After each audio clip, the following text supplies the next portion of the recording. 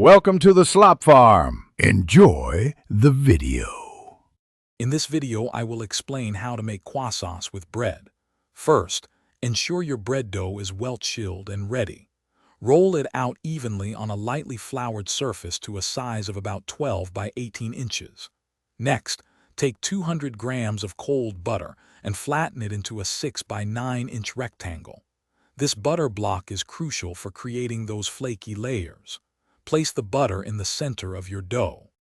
Now, carefully fold the dough over the butter, ensuring all edges are sealed to prevent butter from escaping. Gently roll this package out again to a 12 by 18 inch rectangle. Be firm but gentle. Then, perform your first letter fold by folding 1/3 of the dough over the middle and the remaining third over that.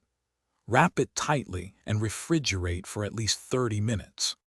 After chilling, repeat the rolling and letter folding process 2 more times, chilling the dough for at least 1 hour between each fold.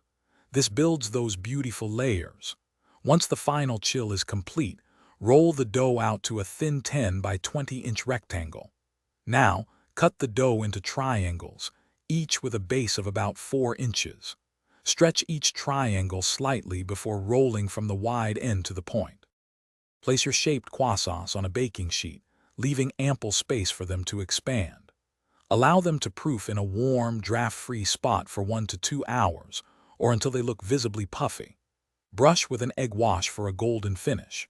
Bake at 375 degrees Fahrenheit for 15 to 20 minutes until deeply golden brown and flaky.